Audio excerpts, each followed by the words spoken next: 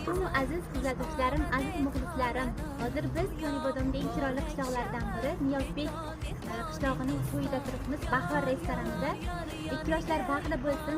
Akajonim Sanjarbekni nikoh qilinglar. To'ylar muborak muborak, yar jon yar yar, baxtli bo'lsin 2 yosh. To'ylar muborak yar yar, to'ylar muborak muborak, yar jon yar.